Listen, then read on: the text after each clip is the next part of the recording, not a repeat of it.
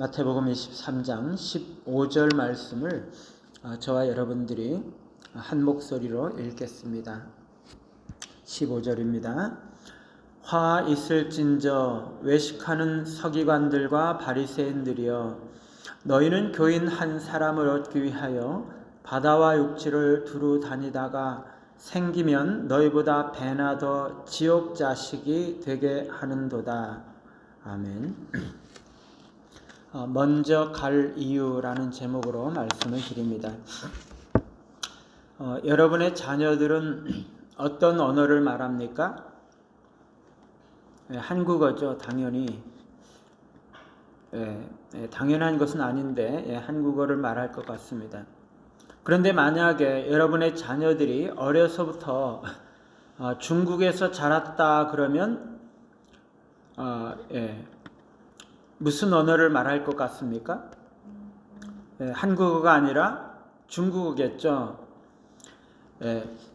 여러분의 자녀들이 한국인 부모 밑에서 태어났기 때문에 자동적으로 한국어를 말하는 것이 아니라 중국 사람들 틈에서 자라났다면 중국어를 배우고 중국어를 말하게 되고, 일본 사람들 틈에서 자라났다면 일본어를 배우고 일본어를 말하게 되겠죠. 말하자면 어떤 사람이 무슨 언어를 사용하느냐 하는 것은 그 부모가 누구냐 하는 것이 중요한 것이 아니라 그가 어려서부터 어떤 환경에서 교육을 받았느냐, 어려서부터 어떤 언어를 먼저 배웠느냐 하는 것에 달려 있습니다. 사람들은 종교도 마찬가지라고 생각을 하죠. 너가 기독교인이 된 것은 어려서부터 기독교인 가정에서 태어났기 때문에 그런 거야. 내가 기독교인이 아닌 것은 어려서부터 불교 가정에서 태어났기 때문이야. 그렇게 말하는 거죠. 어느 정도 일리가 있어요, 그렇죠? 엄밀하게 말하면 기독교 가정에서 태어났다고 해서 반드시 기독교인이 되리라는 보장은 없습니다. 비기독교 가정에서 자라났다고 해서 반드시 비기독교인이 되라는 것도 없습니다. 기독교인이 되지 말라는 법도 없는 거죠. 자라는 동안에 가정에서 자라는 동안에 특별한 어떤 영향에 의해서 기독교인이 되기도 하고 비기독교인이 되기도 하는 거죠. 그러나 일반적으로 본다면, 대체적으로 본다면 기독교 가정에서 태어난 사람은 기독교인이 되는 것이고, 비기독교인 가정에서 자란 아이들은 비기독교인이 되는 것이죠. 그게 보통입니다. 제가 비엔나에 출장을 갔던 적이 있었는데, 직장 다닐 때 파리를 거쳐서 이제 서울로 돌아오게 되어 있었는데, 이 비엔나에서 눈이 너무 많이 와가지고 이 비행기가 3시간이나 연착이 됐어요. 출발이 지연이 됐습니다. 그래서 파리에 와서 보니까 이 비행기가, 서울로 오는 비행기가 먼저 떠나고 없는 거예요. 할 수 없이 이 파리에서 이틀을 머물다가 그 다음날 이제 서울로 오는 비행기가 없어가지고 이틀을 머물다가 이제 돌아오게 되었는데, 그때 파리 시내로 이렇게 가는데 지하철인가요? 기차인지 지하철인지 모르겠는데 하여튼 기차를 타려고 이제 사람들한테 어떻게 타야 되는지 이렇게 물으면서 이렇게 왔는데, 그 가방을 이 바닥에 플랫폼인가요? 거기 앞에 기차 타는 앞에 이렇게 놓고 사람들에게 물어보고 이렇게 막 쳐다보고 있는데, 갑자기 그 가방을 들고 한 사람이 그 안으로 들어간 거예요. 제 가방을 들고. 그래서 잊어버렸죠. 그래서 막 너무 당황해가지고 있는데, 어떤 두 사람이 부부가 와가지고 이렇게 무슨 일이냐고, 내 가방을 나의 그 모든 서류와 이렇게 모든 거 다 들어있는데 잊어버렸다고 그래가지고 이 사람이 도와주고 경찰서에 데려다주고 분실 신고하는 거 이렇게 도와주고 막 그러면서 결국에 이제 끝날 때 갈 때는 나한테 이제 그 돈까지 주더라고요. 그때 뭐 100프랑인가 이렇게 뭐 줬는데 너무 감사해가지고 God bless you 그랬죠. 하나님 너를 축복하시기를 원한다. 그렇게 이야기를 했더니 이 사람이 이 이탈리아 부부였는데요. 남매호랑개교 그러는 거예요. 남매호랑개교가 뭔지 아세요? 일본에서 생긴 그 사이비 종교잖아요. 이 사람은요, 태어나서 살다가 기독교인을 만나기 전에 이 남매호랑개교 교인이었던 일본 사람을 먼저 만나는 바람에 이 사람 남매호랑개교 교인이 된 거예요.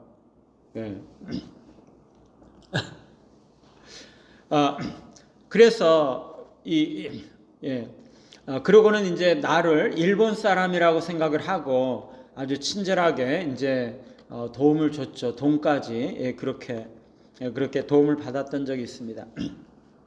아직 복음이 전파되지 않은 나라는요, 이미 복음이 들어간 나라에 비해서 청정무공해 지역이라고 말할 수가 있어요. 복음이 들어가게 되면은요, 성령의 역사가 많이 나타나기도 하지만 사탄의 역사도 나타나는 거죠. 그렇기 때문에 영적으로 이렇게 많은 혼돈과 혼란이 있을 수가 있습니다.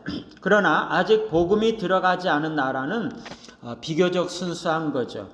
물론 타 종교의 영향을 강하게 받고 있는 곳은 영적으로 눌리는 부분이 없잖아 있기는 합니다. 그러나 복음이 들어가지 않은 나라는 일반적으로 어떤 종교가 먼저 가서 전도하느냐에 따라서 그 사람들이 어떤 종교를 갖느냐 하는 것에 많은 영향을 미치게 되는 거죠. 요즘에는요, 베트남이나 뭐 캄보디아나 아니면 뭐 영국이나 뭐 이런 나라들까지도 신천지가 들어가 가지고 전도를 하고 있습니다. 그러면 그 사람들은 신천지가 이 성경을 바로 믿고 있는 바른 기독교라고 생각을 하고 그거를 그대로 그들이 가르치는 그대로 그냥 믿게 되는 것이죠. 그러면서 너무나 깊은 어두움, 정말 전보다 더 깊은 어두움 속에 빛을 잃어버린 채, 진리를 잃어버린 채 구원을 얻지 못하고 지옥과 같은 그런 삶을 살게 되는 거죠. 지옥 자식이 되는 거죠. 오늘 말씀에 유대인들이 그와 같은 역할을 했다는 거죠. 이 예수님 당시의 유대교는요, 엄청나게 활발한 전도 활동을 했어요. 선교 활동을 했어요. 하나님께서 원래 유대교를 이 유대인들만 믿도록, 유대인들만 하나님의 자녀가 돼가지고 복을 받도록 그렇게 하신 것이 아니라 아브라함에게도 너의 씨가 복의 근원이 되게 하겠다. 너로 말미암아 너를 축복하는 자에게는 내가 축복하고 너를 저주하는 자에게는 저주하겠다. 그렇게 말씀하셨잖아요. 이 말씀은 이 아브라함의 후손들인 이스라엘 백성들이 하나님의 말씀과 하나님의 구원을 이 열방에 전해야 되는 사명이 있다는 것이에요. 그래서 열방이 이 아브라함의 그 후손들이 전하는 그 말씀을 듣고 하나님을 만나고 이 구원을 받게 되는 그런 역할을 해야 된다는 것이죠. 그런 일을 안 하다가 결국에 어떻게 됐습니까? 바벨론 포로로 멸망되는 그런 일까지 우상 숭배하였기 때문에 그런 일까지 이제 생기게 되었는데, 어쨌거나 이제 예수님 당시에는 이 유대인들이 엄청나게 이제 전도를 많이 하게 되었던 것입니다. 그래서 이방인들이 이 유대교를 믿게 되는 이런 사람들을 개종자라고 이야기를 했는데요. 이 이방인들이 민족적으로 유대인이 될 수는 없어요. 그러나 세례나 성찬에 의해서 그리고 랍비들의 가르침을 내가 이제 잘 지키겠습니다라고 서약을 하게 되면 이 유대교인이 되는 거죠. 유대교를 믿게 되는 것입니다. 그런 사람들을 개종자라고 이야기를 했는데요.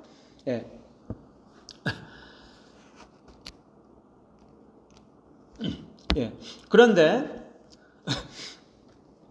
이 예수님 당시에 바리새인들이 예수님을 거절하고 이 자신들이 천국에 들어가는 들어가지 않을 뿐만 아니라 천국에 들어가려고 하는 사람들의 그 문을 막았던 것처럼 이 바리새인들이 예수님과 멀어지면서 개종자들이 바리새인들보다도 더 지옥 자식이 되는 거죠. 왜냐하면 처음에 개종자가 되는 사람들, 처음에 유대교를 믿는 사람들은 오히려 바리새인들보다도 더 열심히 그 유대 교리를 받아들이고 그거를 진리라고 믿기 때문에 바리새인들보다도 더 지옥 자식이 된다는 거죠. 더 열렬한 신자가 되는 것입니다. 우리가 먼저 열방으로 나아가서 복음을 전해야 되는 이유가 너무나 분명하죠. 이단들이나 사이비 종교나 타 종교가 먼저 가서 그들의 영혼과 삶을 정복하기 전에 우리가 먼저 복음으로 그들을 전도하고 그들을 먼저 건강한 교리와 진리로 무장하게 해야 한다는 거죠.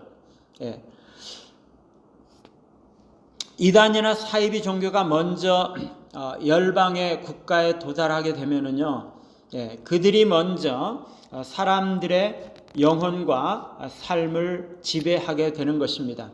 우리가 먼저 그들에게 다가가면 참된 구원의 종교인 기독교가 그들에게 전해지고 그들이 기독교인이 되기 때문입니다. 그래서 신천지나 통일교나 아니면 이단이나 사이비 종교가 먼저 가서 그들을 점령하지 않도록 우리가 먼저 가서 전도해야 되는 것이죠.